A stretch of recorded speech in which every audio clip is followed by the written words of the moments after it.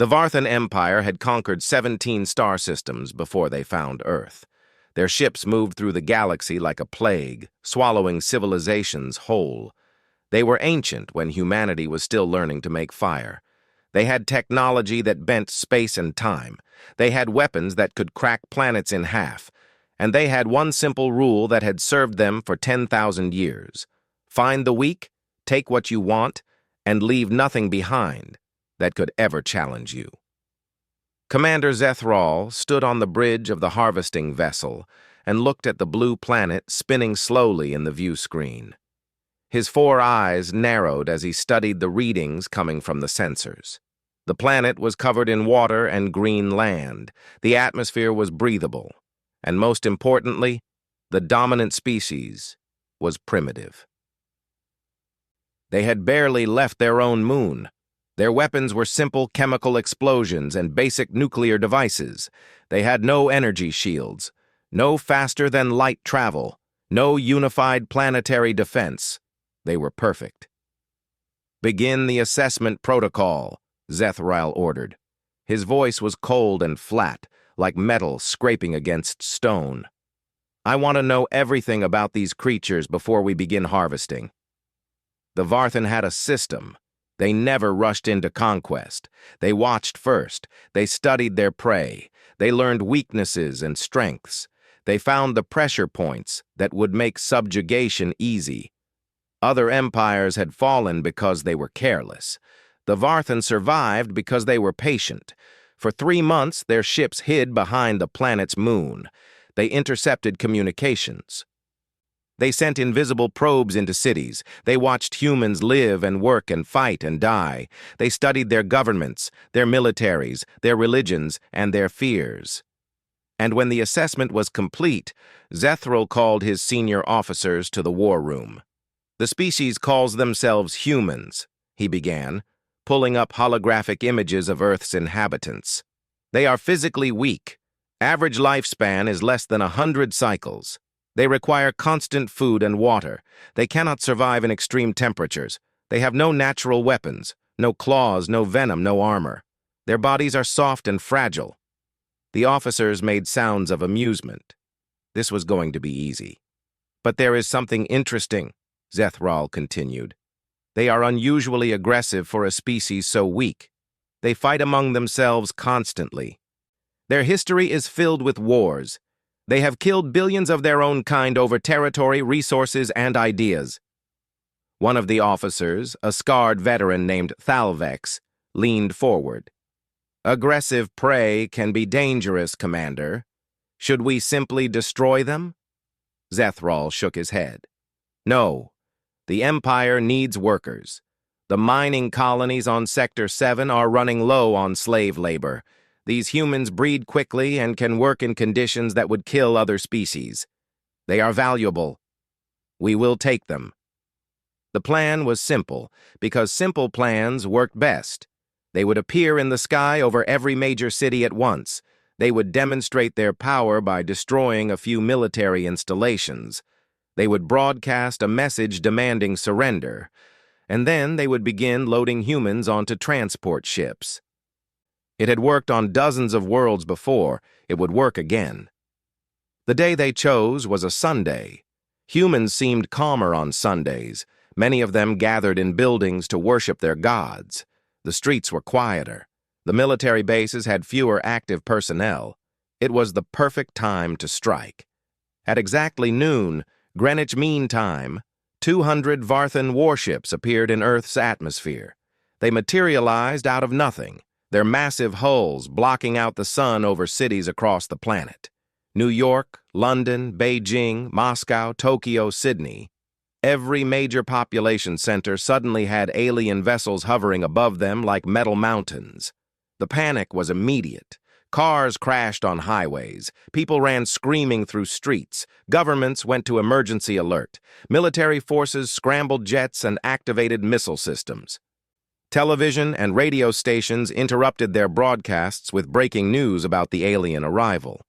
Then the Varthan demonstrated their power.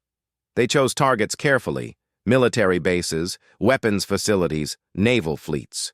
In the span of 60 seconds, They vaporized 3 aircraft carriers in the Pacific Ocean, 2 nuclear submarine bases, 7 Air Force installations, and the entire military command structure of 4 different countries. The attacks were surgical and devastating. Thousands of soldiers died instantly. Billions of dollars worth of military equipment simply ceased to exist. After the demonstration, the message came. It broadcast on every frequency, in every language, on every screen and speaker on the planet. People of Earth, we are the Varthan Empire. Your planet now belongs to us. Your weapons cannot harm us. Your defenses are meaningless. You have 1 solar cycle to prepare for collection. All humans between the ages of physical maturity and advanced decay will be transported to labor facilities. Resistance will result in the destruction of your population centers. This is not a negotiation. This is your new reality. Comply, and some of you will survive. Resist, and none of you will. The message ended. The ships went silent, and the world fell into chaos. Governments held emergency meetings. Military leaders screamed for options they did not have. Religious authorities called for prayer. Civilians looted stores and fled cities. Some people accepted the inevitable and began preparing to surrender. Others refused to believe what was happening. And a very few, started to plan something else entirely. General Maya Chen was one of those few. She had been in a bunker beneath the Rocky Mountains when the attack came. She watched the footage of the destroyed bases. She read the casualty reports. She listened to the alien message 3 times, and then she did something that surprised even herself. She laughed. Her aide, a young captain named Rodriguez, stared at her like she had lost her mind. "General, are you all right?" Maya turned to face him. Her eyes were hard and bright.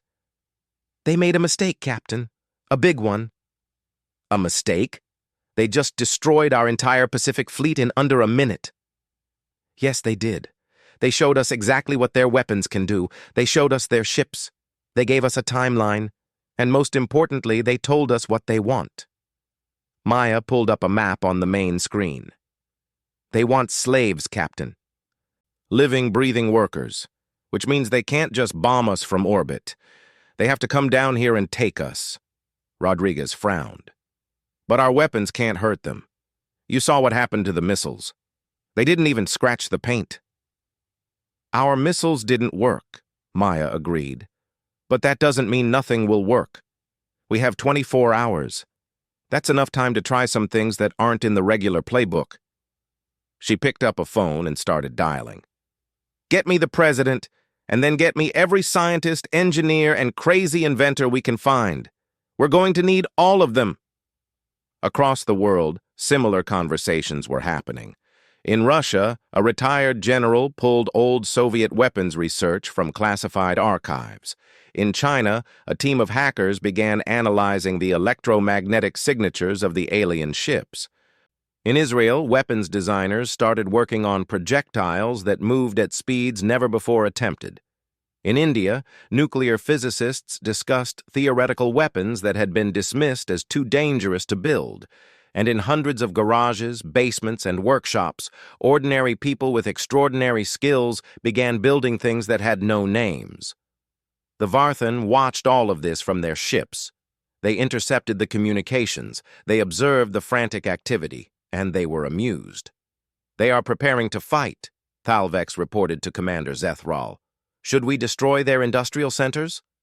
Zethral considered the question. "No. Let them waste their final hours building weapons that will not work. It will make them tired and demoralized when the collection begins. Despair is useful. It makes slaves more compliant." This was another part of the Varthan system. They always allowed a brief period of resistance. It gave the conquered species false hope, and the crushing of that hope broke their spirits completely. A slave who had never fought was always dreaming of fighting. A slave who had fought and lost knew that resistance was pointless. 24 hours passed. The sun rose and set. People said goodbye to their families. Soldiers took positions that they knew were hopeless. Prayers were offered to every god that humanity had ever worshipped. And when the deadline arrived, the Varthan collection ships descended from the warships. They expected surrender. They expected despair. They expected weak creatures waiting to be loaded into cages. What they got was something else entirely. The first collection ship landed in a field outside Beijing. Its doors opened, and 50 Varthan soldiers marched out in perfect formation. They were tall, nearly 3 meters, with gray-green skin and 4 arms each. They carried energy weapons that could reduce a human to ash with a single shot. Their armor was impenetrable to any projectile humanity had ever created.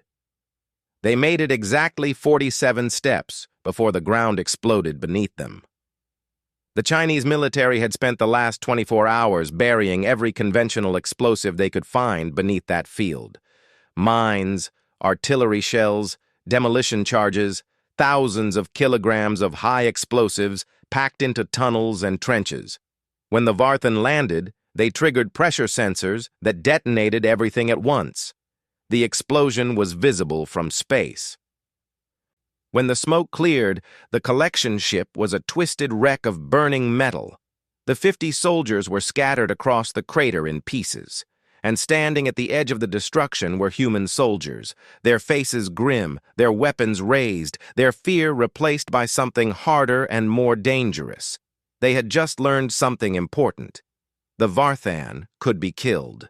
News of the Beijing victory spread across the planet in minutes. It was footage of hope, evidence that the aliens were not gods, proof that humanity could fight back.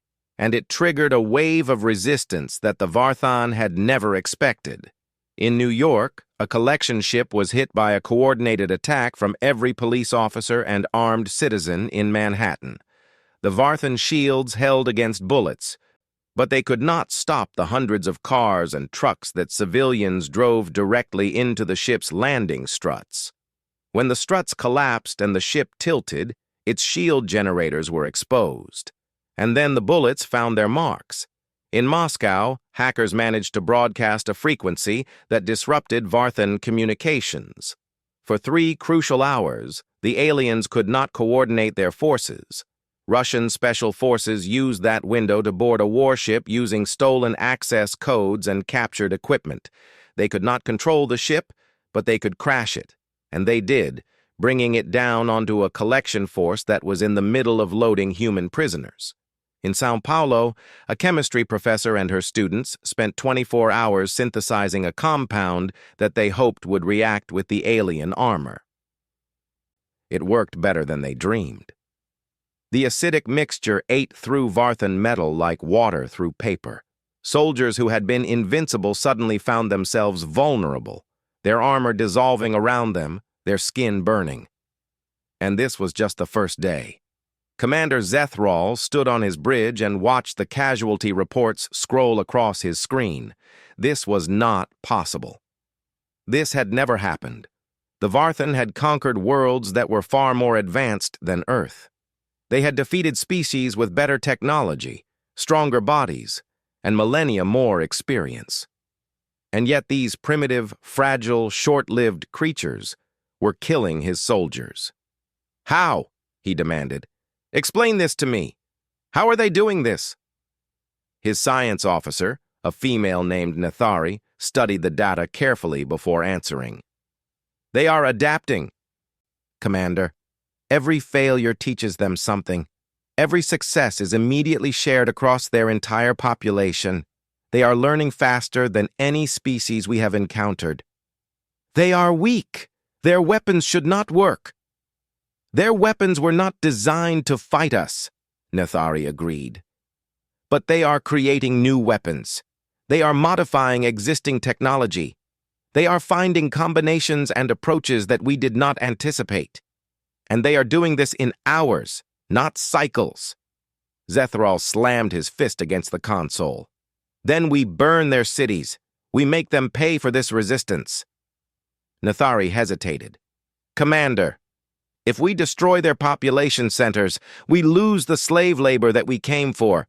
The Empire specifically ordered—" "I know what the Empire ordered." Zethral's voice was a snarl. "But we cannot allow this defiance. We will take fewer slaves. The important thing is to show them that resistance is futile." He gave the order. 3 cities were selected as examples: Mumbai, Lagos, and Chicago. 40 million people combined. The warships moved into position, the weapons charged, and then something unexpected happened. The humans had spent their last day of freedom doing more than building bombs and mixing acids. They had also been listening, watching, learning.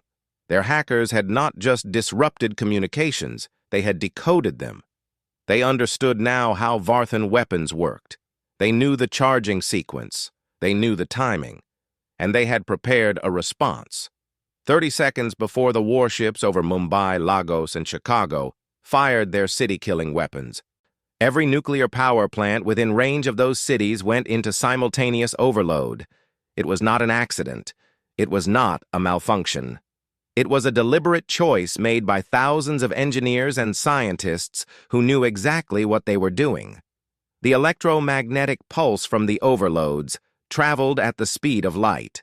It hit the Varthan ships just as their weapons reached full charge. The alien systems, designed to resist every natural force in the universe, were not prepared for this particular combination of human-created radiation. The weapons misfired. 3 warships exploded from the inside out, killing tens of thousands of Varthan soldiers. The cities survived. The humans won. But the cost was high. The reactor meltdowns would render vast areas uninhabitable for decades. Millions of people would die slowly from radiation exposure. It was not a clean victory. It was not a happy victory. It was the kind of victory that only a desperate species would accept. And that was the moment when the Varthan finally understood what they were dealing with. They had wanted slaves. They had found something far more dangerous. They had found a species that would rather destroy itself than submit. General Maya Chen stood in her bunker and watched the nuclear clouds rise over the horizon. Her face was wet with tears, but her voice was steady when she spoke. "Send a message to every military force on the planet. Tell them what we just learned. The aliens can be beaten, their weapons can be stopped, their soldiers can be killed. And if we have to burn the whole world to stay free, then that's exactly what we'll do." She paused, and when she spoke again, her words carried the weight of humanity's answer to the Varthan ultimatum. They wanted slaves. They should have asked for something easier. On his damaged flagship, Commander Zethral received a communication from the Empire. High Command wanted a status report. They wanted to know when the slaves would be delivered. For the first time in his 300 years of service, Zethral had no idea what to say. 6 months had passed since the invasion began, and Earth had become something that the galaxy had never seen before. It was a world completely devoted to war. Every factory produced weapons. Every laboratory researched new ways to kill aliens. Every child old enough to hold a tool was learning to build, and every adult not building was fighting. Humanity had transformed itself into a single organism with one purpose: survival. Commander Zethral stood in the medical bay of his flagship and looked at what remained of his invasion force. When they had arrived at Earth, he had commanded 200 warships and nearly 3 million soldiers. Now, 6 months later, he had 67 functional ships and less than 400,000 troops. The rest were dead, wounded, or missing. The humans had killed more Varthan soldiers in 6 months than any enemy in the Empire's history had killed in a century. "Your wounds are healing well, Commander," the medical officer said, checking the regeneration chamber readings. Zethral had lost an arm and an eye in the Battle of Moscow.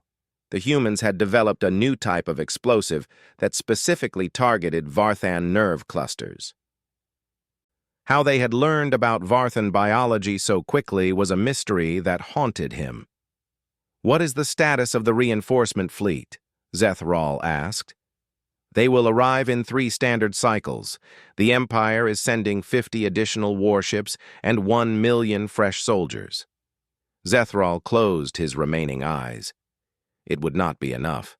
He knew it would not be enough, but he could not tell the Empire that. They would not believe him. They would think he had become weak or incompetent. They would replace him with someone who had never faced humans, and that new commander would learn the same terrible lessons that Zethral had already learned. The humans were impossible to defeat in traditional ways. Every tactic the Varthan used, the humans countered within days. Every weapon the Varthan deployed, the humans analyzed and adapted to. And every time the Varthan thought they had found a way to break human resistance, the humans did something so unexpected and so insane that it changed everything. The siege of Tokyo had lasted 3 weeks. The Varthan had surrounded the city with ground forces and orbital weapons. They had cut off all food and water. They had demanded surrender every hour. The humans inside had refused. When their ammunition ran out, they fought with swords and clubs. When their food ran out, they ate rats and insects. When their water ran out, they drank their own filtered waste. And when the Varthan finally breached the walls, expecting to find a broken population ready for capture, they found something else. The humans had spent the siege building bombs, thousands of bombs. Every building, every street, every tunnel was rigged to explode. The first Varthan soldiers entered the city and triggered a chain reaction that killed 40,000 of them in under a minute. The remaining human defenders attacked through the flames and smoke, covered in explosive vests, screaming war cries in a dozen languages. None of the Tokyo defenders survived, but neither did the Varthan occupation force. That pattern repeated everywhere. The humans seemed to have no fear of death. They did not surrender when situations were hopeless. They did not negotiate when they were surrounded. They did not accept defeat even when defeat was the only logical outcome. They just kept fighting, kept dying, and kept taking as many Varthan with them as possible. Science Officer Nethari had been studying human psychology for months, trying to understand this behavior. Her research had led her to a disturbing conclusion. "They are not like other species," she explained to Zethral during a strategy meeting. "Most intelligent beings prioritize individual survival. They will surrender to preserve their own lives. They will cooperate with conquerors to avoid pain. This is rational behavior. This is how civilizations survive conquest." "But humans do not behave rationally," Zethral said. "No, Commander. They do behave rationally, but according to a different logic. For humans, certain concepts are more valuable than individual survival. They call these concepts freedom and dignity and honor. They would rather die preserving these abstract ideas than live without them." Zethral found this difficult to understand. Abstract ideas cannot protect them. Abstract ideas cannot feed their children. Abstract ideas are worthless. "Not to them, Commander. To them, abstract ideas are everything. Their history is full of examples. They have fought wars over religious beliefs. They have died protecting symbols. They have sacrificed millions of lives for political philosophies. This is a species that considers some things more important than existence itself. Then they are insane. Perhaps, but their insanity makes them extremely dangerous. You cannot threaten a species that does not fear death. You cannot control a species that values ideas over survival. And you cannot predict a species that operates according to values you do not share." The conversation was interrupted by an alarm. Another attack was beginning. The humans had learned that the Varthan required regular shipments of a specific mineral from their home system. This mineral, called valaxite, was essential for their shield generators. Without it, their ships and soldiers became vulnerable. So the humans had developed a new strategy. Instead of attacking Varthan forces directly, they attacked the supply lines.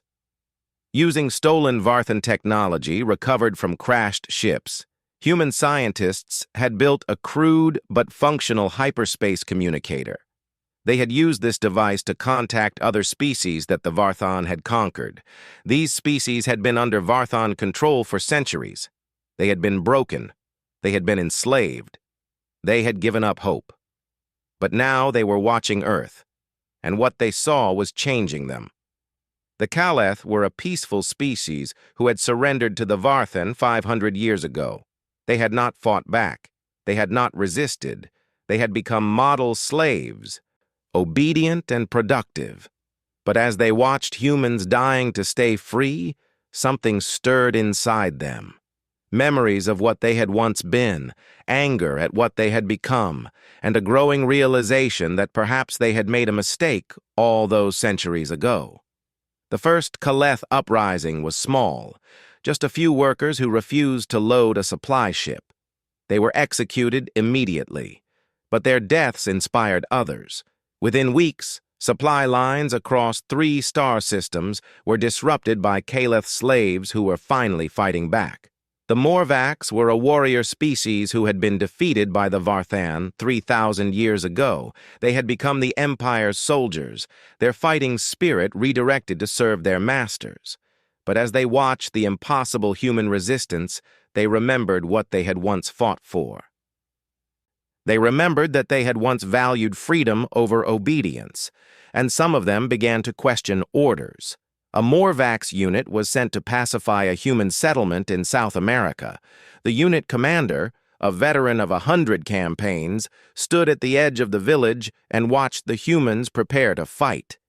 There were old men with hunting rifles, women with kitchen knives, children with rocks in their hands.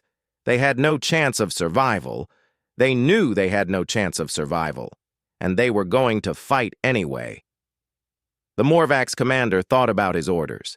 He thought about his duty to the Empire. And then he thought about who he was, who his people had been, before the Varthan came. He gave an order that had not been heard from a Morvax in 3,000 years. He told his soldiers to stand down. The humans escaped. The Morvax unit was destroyed by Varthan reinforcements, but the story spread. Other Morvacs heard what their brother had done, and they began to remember. Commander Zethral watched these developments with growing horror. The human resistance was no longer just a local problem. It was spreading like a disease through the Empire. Species that had been conquered and broken for centuries were suddenly finding their fighting spirit again. Supply lines were failing. Slave populations were becoming unreliable. The structure that had held the Varthan Empire together for 10,000 years was showing cracks. And at the center of it all were the humans, still fighting, still dying, still refusing to submit. A message arrived from Varthan High Command. Zethral opened it with his one remaining hand and read the words 3 times to make sure he understood them. You are ordered to take all necessary measures to end the human resistance. The Empire can no longer tolerate this disruption. Use of planet-destroying weapons is authorized if required. The humans are to be eliminated or enslaved. There is no third option. Failure will result in your execution and the destruction of your bloodline. Zethral set down the message. He had served the Empire for 300 years. He had conquered 12 worlds. He had never failed a mission, and now he was being told to destroy a planet that had already cost him 2/3 of his force. He called his senior officers to a meeting. The room was quiet as they read the message from High Command. Thalvex, the scarred veteran, spoke first. The planet killer is functional. We can end this within a solar cycle. If we destroy the planet, we get nothing, another officer argued. No slaves, no resources, no territory. The Empire will see this as a failure even if we survive. The Empire has authorized destruction, Thalvex replied. That means they have accepted the loss. They want the humans gone more than they want the humans working. Zethral listened to his officers' debate. He thought about the message from High Command, and he thought about what Nethiari had told him about human psychology. The humans would not surrender. That much was clear. Even facing planetary destruction, they would fight. They would launch every weapon they had at his ships. They would send suicide missions into orbit. They would die cursing his name and promising vengeance. And somehow, impossibly, they would find a way to make the Varthan pay for the victory. He had seen it happen too many times. Every time the Varthan achieved what should have been a decisive victory, the humans turned it into a costly mess. The destruction of Beijing should have broken Chinese resistance. Instead, it unified them. The siege of Tokyo should have demoralized Japan. Instead, it created legends that inspired the whole planet. Every hammer blow from the Varthan just made the humans harder. "Prepare the planet killer," Zethral ordered finally. "But do not fire it yet. I want the humans to see it. I want them to understand what is coming. Perhaps when they face the actual end of their world, they will finally see reason." The planet killer was moved into position above Earth. It was a massive weapon, larger than some moons, designed to shatter planets to their cores. The humans detected it immediately. Their news broadcasts were filled with images of the weapon and speculation about what it meant. Zethral transmitted a new message to Earth. It was simpler than the first one. "You have proven yourselves to be worthy enemies. The Empire respects strength, but strength has limits. The weapon above your world will fire in 72 of your hours unless you surrender completely. Every human must lay down their weapons. Every government must submit to Varthan authority. There will be no negotiations. There will be no exceptions.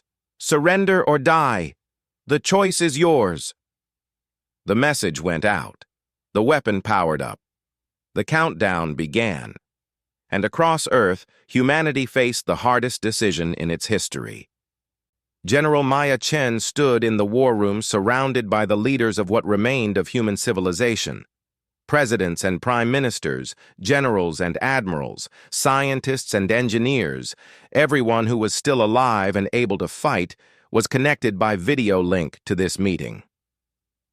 "The weapon is real," Maya said. "Our scientists have confirmed it. If it fires, nothing survives. Not us, not the animals, not the plants. The planet itself will break apart." "Then we have to surrender," said the president of the European Federation. His voice was tired and broken. "We fought well. We showed them we were not easy prey. But we cannot let our entire species die for pride." "Pride?"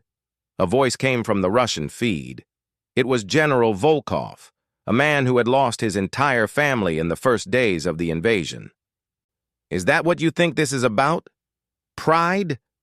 What else would you call refusing to surrender when surrender is the only option for survival?" "I would call it humanity," Volkov replied. "I would call it everything we have ever believed about ourselves. The idea that there are things worth dying for. The idea that freedom matters. The idea that we are more than just animals trying to stay alive." The debate raged for hours. Some argued for surrender, hoping that slavery was better than extinction. Others argued for resistance, believing that death with honor was better than life without dignity. Still others proposed desperate plans: attacks on the weapon, evacuation to bunkers, negotiations with other alien species. In the end, it was Maya who brought the room to silence. "We're missing something," she said. "We're arguing about how to respond to their ultimatum, but we should be asking why they gave us an ultimatum at all." The room went quiet.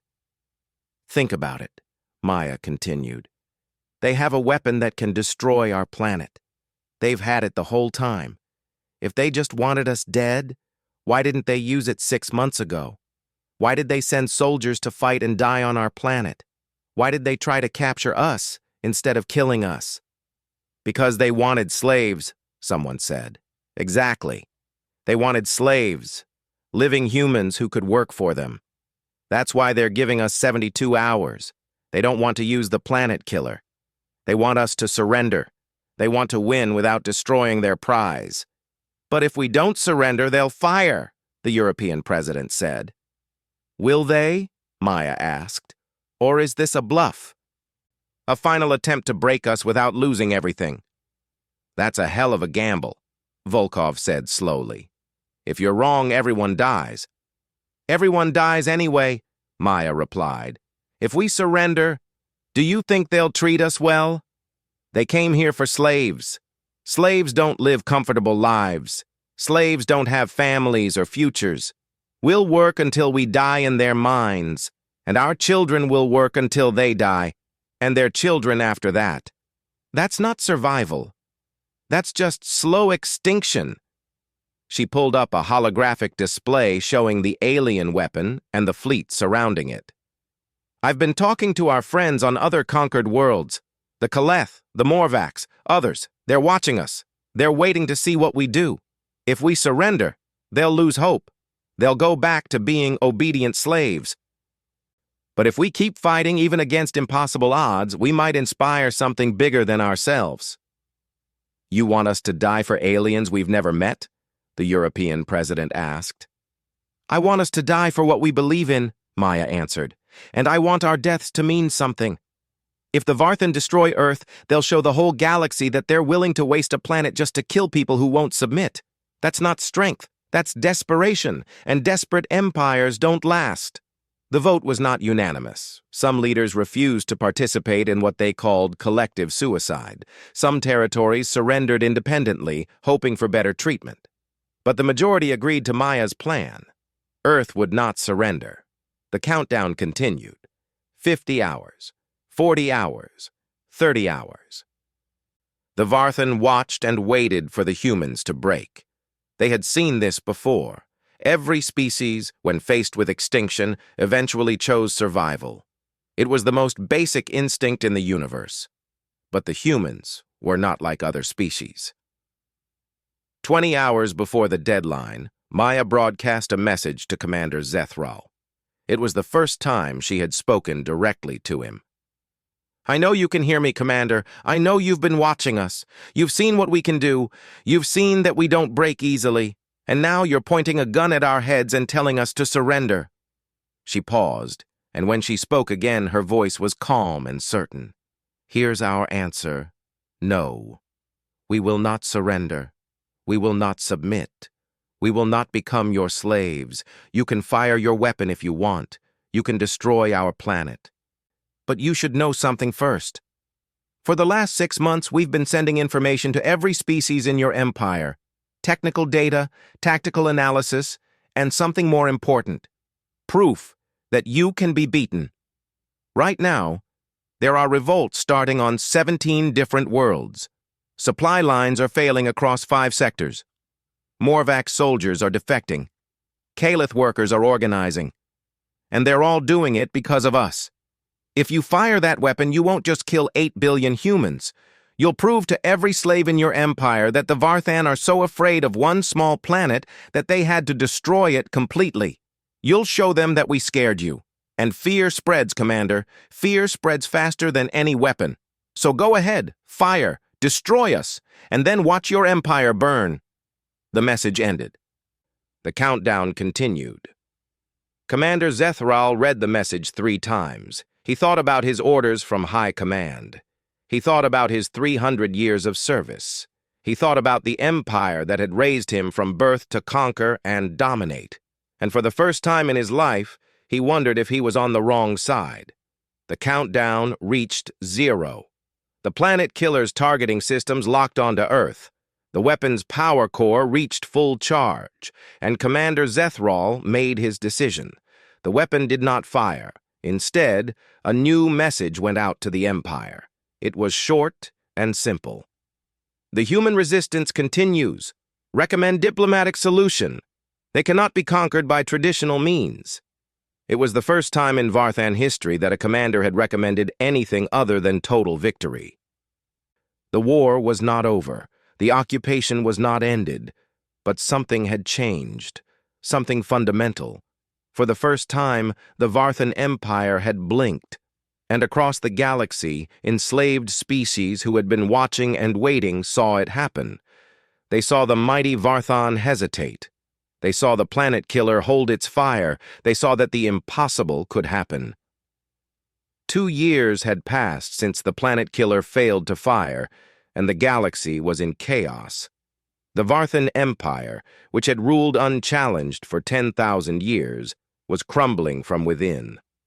What had started as a single planet's refusal to surrender had become a revolution that spanned hundreds of star systems.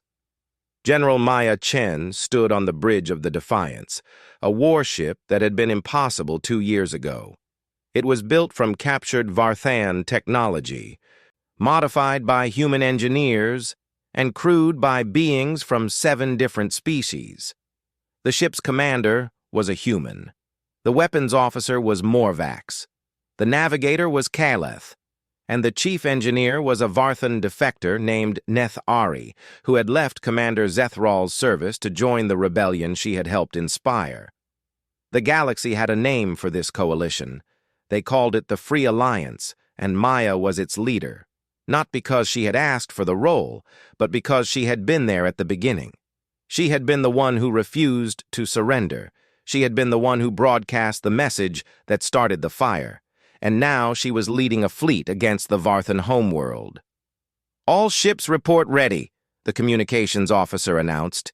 "The enemy fleet is forming up around the planet.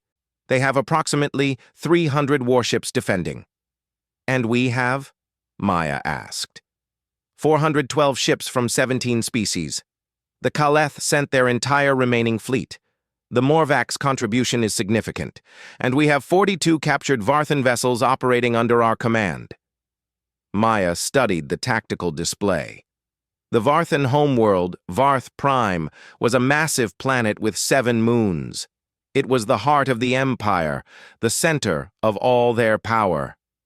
For 10,000 years, no enemy had come within 100 light-years of it. Now a rebel fleet was preparing to attack. The journey to this moment had been long and bloody. After the planet killer incident, Commander Zethral had been executed for his failure. A new commander had been sent to finish the conquest of Earth. That commander had lasted 6 weeks before a human special forces team infiltrated his flagship and killed him in his sleep. The next commander lasted 4 months. The one after that, 3 weeks. Meanwhile, the rebellions that Maya had predicted were spreading faster than anyone expected. The Kaleth, after centuries of servitude, rediscovered their ancient warrior traditions.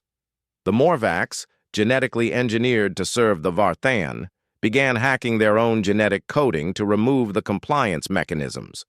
Species that had never met each other were sharing technology, tactics, and something more important, stories of human resistance. Earth itself had become a symbol. The planet where the impossible happened. The world that broke the Varthan. Pilgrims from other species traveled there to see the humans who had started the revolution. They expected to find giants, monsters, super beings who were somehow more than ordinary creatures.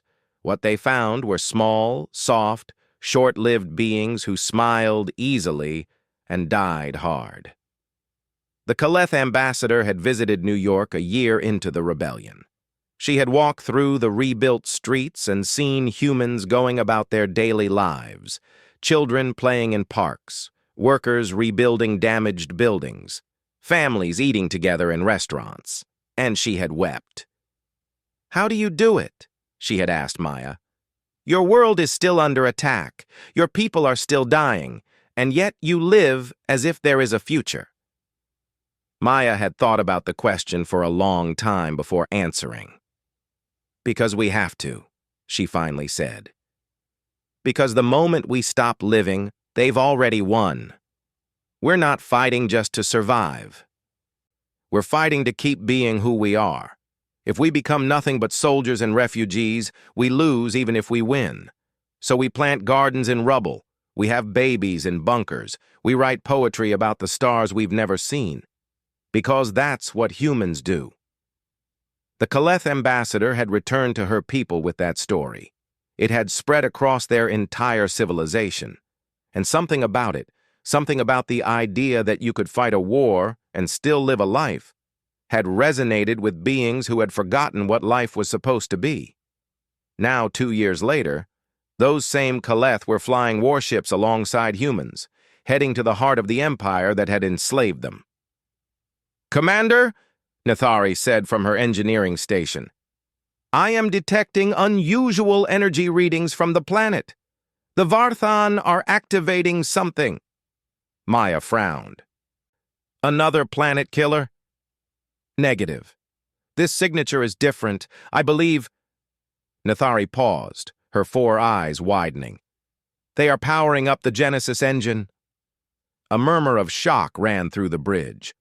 The Genesis engine was legendary among conquered species. It was said to be the source of Varthan power, a device from the earliest days of their empire that had given them the technology to conquer the stars. No one knew exactly what it did because no one who had seen it had ever survived to describe it. "What do we know about it?" Maya asked. "Very little. Legends say it can reshape matter at the quantum level, create or destroy anything. Some believe it is how the Varthan became so powerful in the first place." Nithari's voice was uncertain. "I always thought it was a myth, a story to frighten conquered species. But the energy readings are real." The tactical situation had just become much more complicated. The Alliance fleet outnumbered the Varthan defenders. They had the momentum of victory and the motivation of freedom, but an unknown superweapon could change everything. Maya made a decision. "All ships, accelerate to attack speed. We hit them before they can power up whatever that thing is." The fleet surged forward. Varthan defenders moved to intercept, and above the planet, the Genesis engine continued to charge. The battle that followed would be remembered for centuries. Ships from a dozen species fought side by side against the masters who had enslaved them. Morvac's warriors, fighting as free beings for the first time in 3,000 years, crashed their vessels into Varthan carriers with war cries that had not been heard since before the conquest. Kaleth commanders, whose ancestors had been peaceful scholars before the Empire came, directed weapons fire with cold precision that their oppressors had never expected. And human soldiers, boarding enemy ships with nothing but determination and captured weapons, demonstrated again and again why their species had become the symbol of the rebellion. The Varthan fought with desperation. They knew what defeat meant. Their empire, their power, their very way of life, all of it depended on this battle. For 10,000 years, they had been the conquerors. Now they were the cornered prey. Commander Vethrol, the successor to the executed Zethrol and a distant cousin who shared his bloodline's fate, coordinated the defense from a bunker deep beneath the planet's surface. He watched his fleet diminish on the holographic display. Ship after ship blinked out of existence. The Alliance was taking losses too, but they could afford losses. They were fighting for everything. The Varthan were fighting for what they were about to lose. "The Genesis engine is at 80% charge," an aide reported. 15 minutes until activation." Vethrol stared at the display. The engine had not been used in 5,000 years. No one alive truly understood what it would do. The ancient records spoke of reshaping reality itself, of undoing the fundamental forces that held the universe together. It was supposed to be a last resort, a final option when all other hope was lost. He looked at his fleet being destroyed. He thought about his cousins executed for failure. He imagined what the Alliance would do to Varth Prime if they won. "Accelerate the charging sequence," he ordered. "Override the safety protocols. We need that weapon now." "Commander, the safeties exist for a reason. If we override them, do it." The Genesis engine's power core began to destabilize as safety systems were bypassed. Energy levels spiked beyond anything the ancient machines were designed to handle. And deep in the heart of Varth Prime, something began to wake up. Maya saw the readings change on her tactical display. The energy signature from the planet was growing exponentially, far beyond what the earlier estimates had predicted. "What is happening down there?" she demanded. Nithari worked frantically at her console. "They are overcharging the engine. The energy output is approaching levels that should be impossible.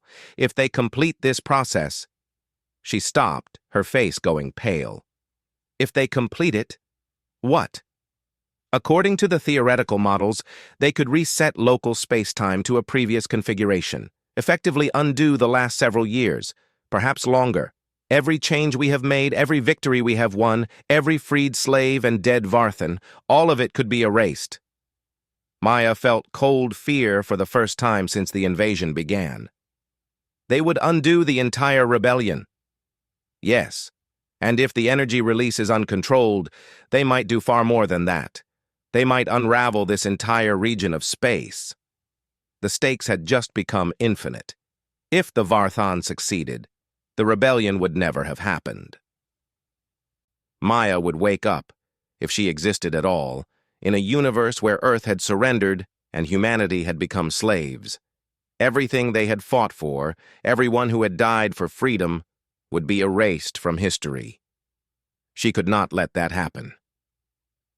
"All ships," Maya broadcast to the fleet. "The Varthan are activating a weapon that could destroy everything we've accomplished. We need to get forces to the planet's surface immediately. I want every boarding team, every ground force, every soldier who can hold a weapon heading for that energy source." The response was immediate. Across the fleet, soldiers prepared for the most important mission of the war. Transports launched from every ship. Fighters provided cover, and leading the assault was Maya herself. She had not planned to go personally. Commanders were supposed to direct battles from safe distances. But this was not a normal battle, and she was not a normal commander. She had started this war by refusing to surrender. If it was going to end, she needed to be there.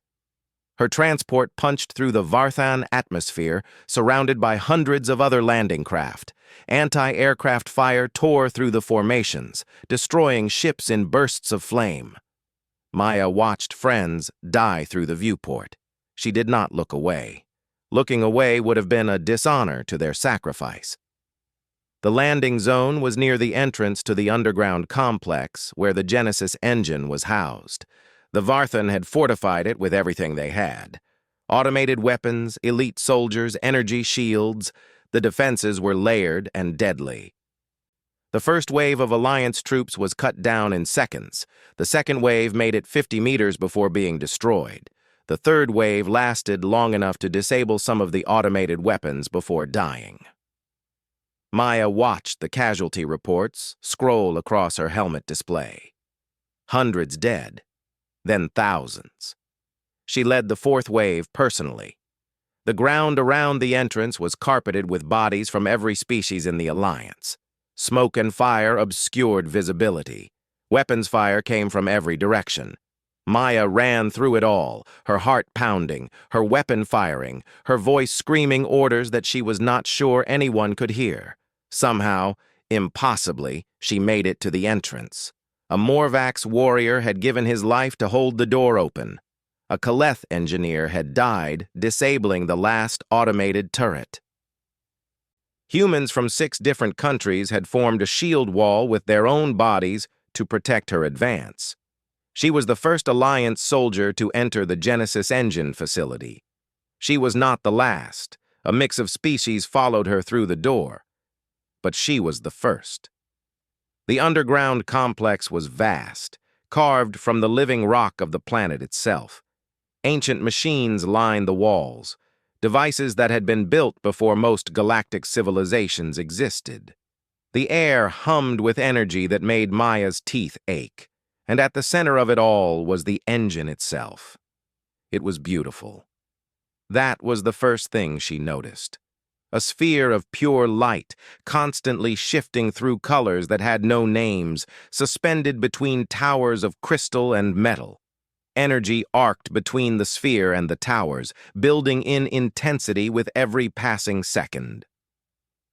Around it, Varthan technicians worked frantically to complete the activation sequence.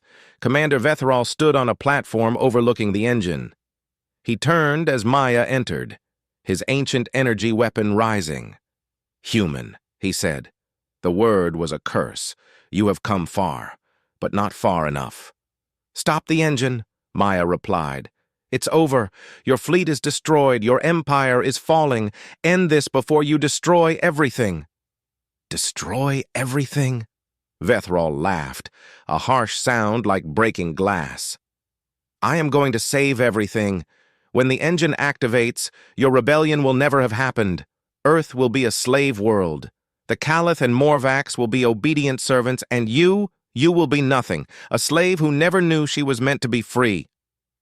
"You think erasing history changes who we are?" Maya shook her head. "You've been studying us for 2 years. You've seen what we can do. We'll fight again. Even if you reset time, even if you erase our memories, we'll still resist. Because that's what we are. That's what humans do. Then I will reset time as many times as necessary. 1,000 years, 1,000,000 years. Eventually, the random chance that created your fighting spirit will not occur.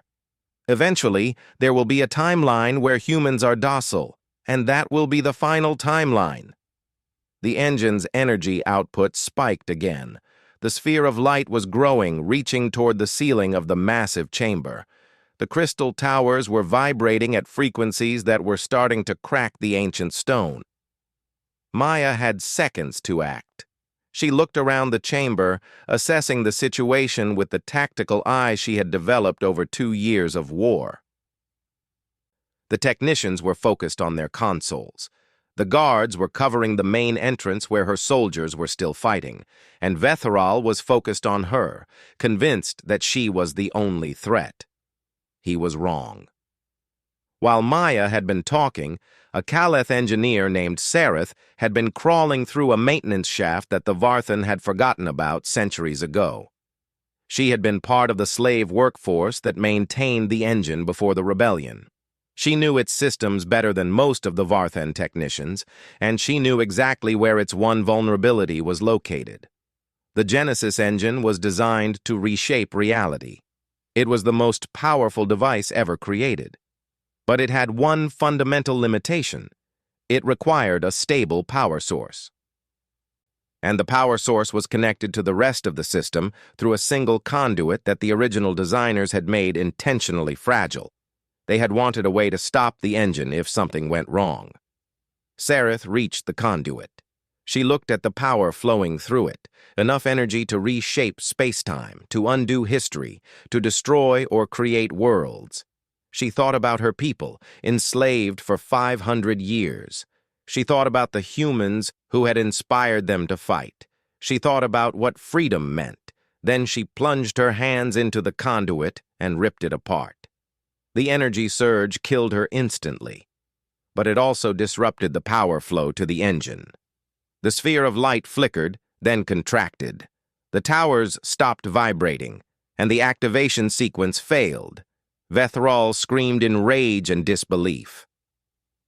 He spun toward the maintenance shaft, firing his weapon wildly. But it was too late. The engine was shutting down. Maya did not hesitate.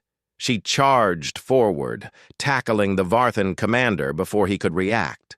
They fell together, rolling across the platform. Vethral was larger and stronger, but Maya was faster and more experienced.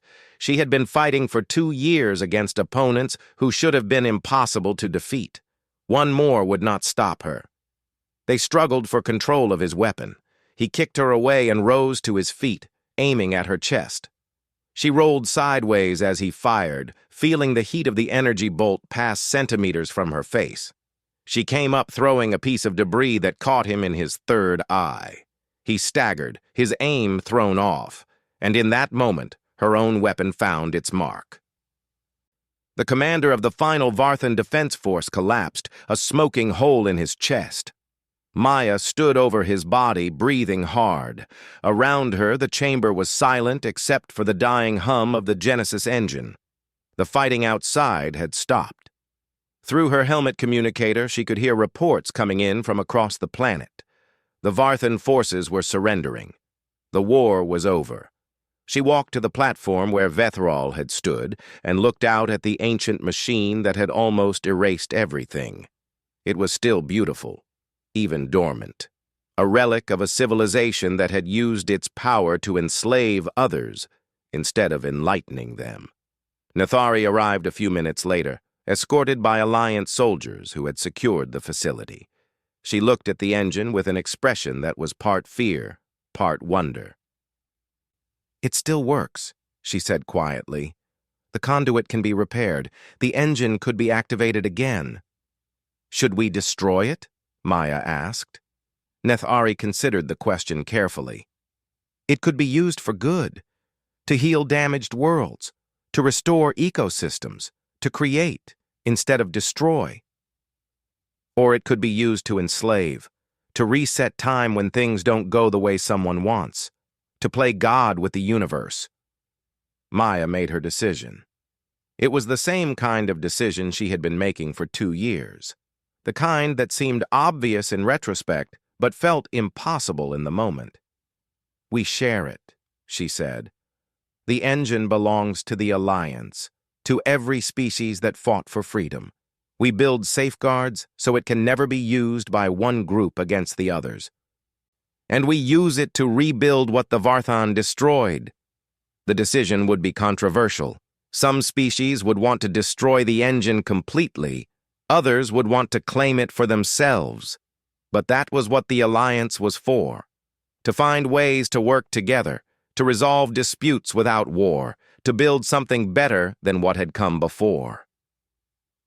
3 months later, Maya stood on a platform in the rebuilt United Nations building in New York.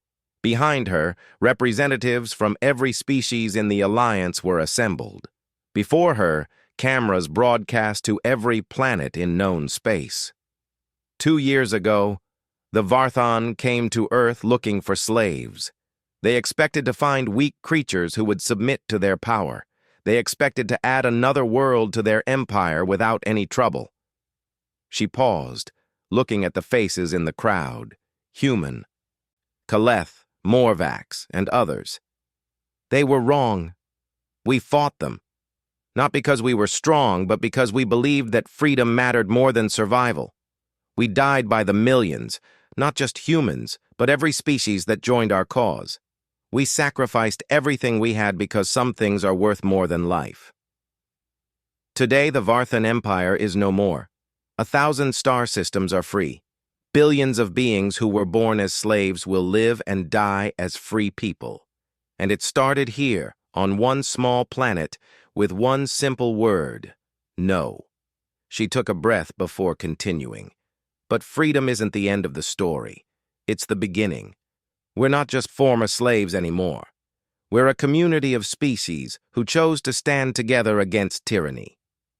We have to decide what kind of community we want to be. I believe we should be the kind that helps the weak, that welcomes the stranger, that values every life regardless of species or origin.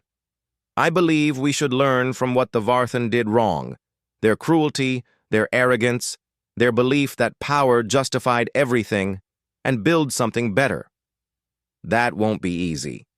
We'll disagree about resources and territory and 1,000 other things. Some of us will want revenge against the Varthan. Others will want to forgive them. Finding the right path will take time and patience and compromise. But I have faith in us. I've seen what we can do when we work together. I've watched species that were enemies become friends. I've watched beings who had given up hope find it again. If we can do all that, we can build a future worth living in. She raised her hand in the gesture that had become the symbol of the Alliance, an open palm, signifying peace offered but strength held in reserve. They wanted slaves. We gave them war. Now let's give them and ourselves something better. Let's give them peace. The crowd erupted in cheers from 100 different species, and across the galaxy, beings who had once been property watched the broadcast and dared to imagine what their future might hold. The universe had changed forever. And it had all started because one small, soft, short-lived species had refused to surrender. They saw that hope was still alive. The war had just begun.